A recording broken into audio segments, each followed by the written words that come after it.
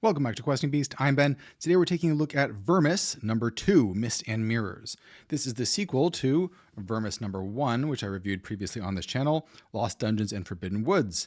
And this one is focused on Mists and Mirrors. It continues the adventure of Vermis, and just as before, these are game guides to a fictional video game that never actually existed.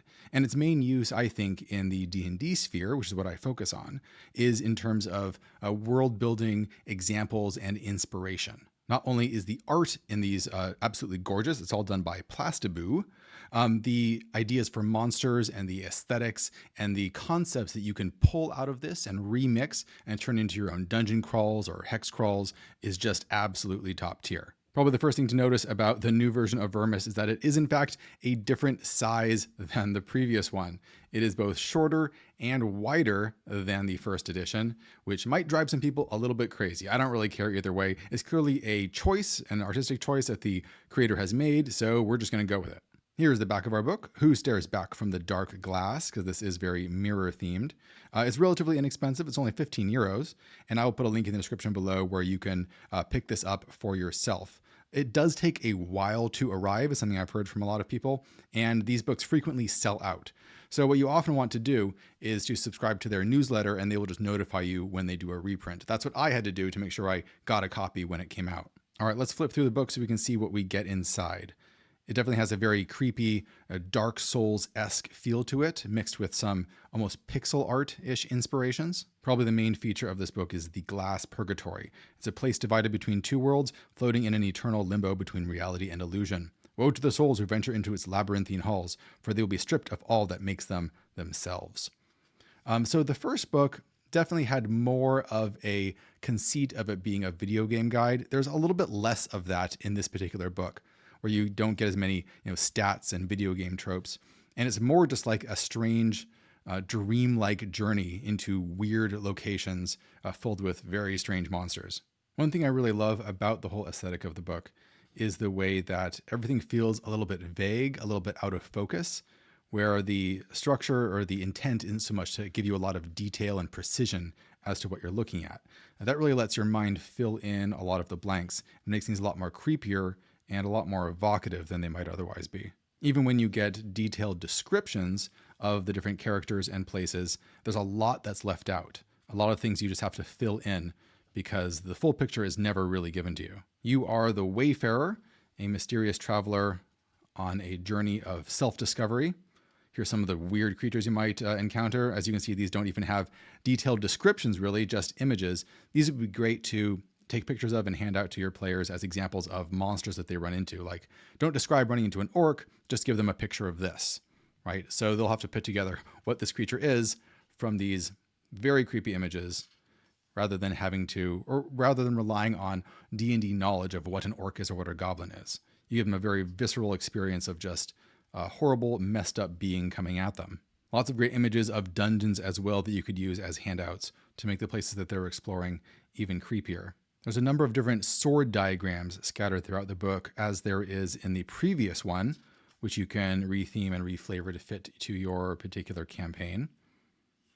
A lot of this book focuses on traveling through mirrors. So here's a kind of mirror trap or a mirror portal that you could use in D&D, where you come across this mirror, and if you look into it, you see another portal behind you. But if you turn around and look, it's not there. So to enter this portal, you have to stay facing towards this mirror and slowly back up in order to go through it. That would be a great little trick to put into a game. Here's a fantastic NPC portrait to throw into your game. Gervek the Great, the Colossal Thrones, a fantastic dungeon room right here. The Sphinx, make those statues in your dungeons really disturbing looking. The secret stairway, you have traps that make your eyes fall out. Here's some more detailed monsters descriptions with things like the Red King, the Flying Effigy, the Zurg, the Living Cage. Again, all with a monster not fully described and not fully fleshed out to allow your imagination to really put in more work. For example, here is a Cellar Daughter, monstrous creatures that inhabit the deepest parts of the purgatory.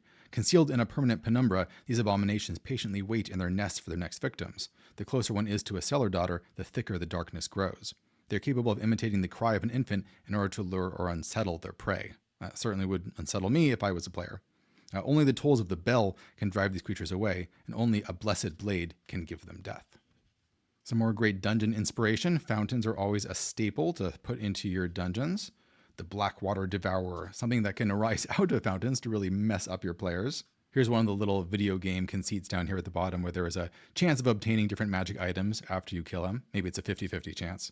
There is a kind of story that is told over the course of this book, more of a strange series of encounters that the Wanderer goes through as they go through the glass purgatory. If this was a D&D campaign, it would be a very railroady one, but that's not really the main takeaway from it. It's more about immersing yourself in the feeling and in the horror and in the aesthetic of it and getting inspired by that. I love these portraits because this is a great image of what monsters would probably look like in the dungeon, right? Because it's pitch black, you have a torch, you're leaning forward, and then this thing just sort of leans towards you out of the darkness. Perfect. The book is really quite substantial in size. It's pretty impressive, the sheer amount of art that Plastic was able to create for this. There's no page numbers. I think it's around 160, maybe 170 pages. It's longer than the first one. Really just a fantastic work of art right here. The Eclipse Towers. It's a great little scene for a place to find in a hex crawl. The Sealed Lands. The Cloisterers of the Tower. These weird singing towers full of these strange hermits that are becoming more and more inhuman over time. I like this guy, the Awakened Devotee. Devotees that have finally awoken, their bodies lose all function and their minds open up. Literally, it just splits open. As a means to expose others to the wisdom of the light. Looking directly into their light causes instant insanity. You got some weird cults like the Worshippers of Ogle, or Ogal, however you might say that. The Black Smoke, another sword right here, the Cursed Blade of Ogal.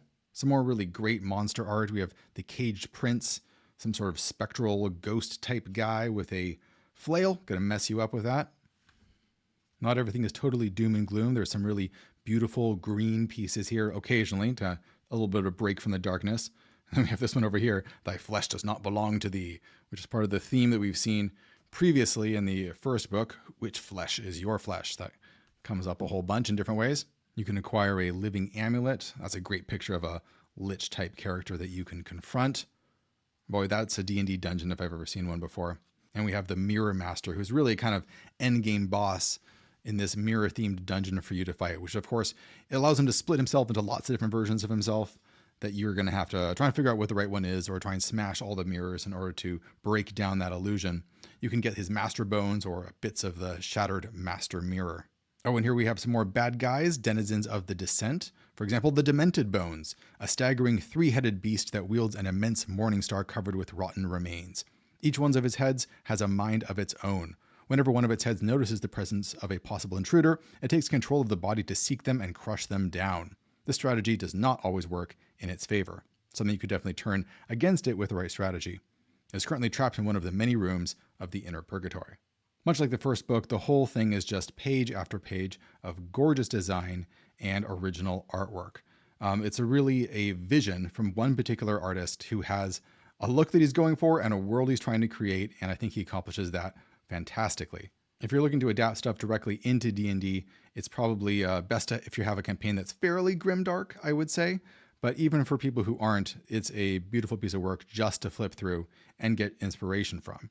In particular, if you are designing a dungeon, I think a good trick could be to just flip to a random page in this book and just take an image there and use it as kind of the basis for the theme of that particular room, and it'll spice it up a lot. You can even, of course, use the art as something to show to players to get them in the right headspace. The path has been walked, the daughter of Ash, the vessel, the lore keeper of Om. Now, are these different character classes? Are these NPCs? It doesn't really spell it out. I like to think that they are character classes in some way because it kind of gives you some stats down here. So I think that's what it's going for, and that fits pretty well.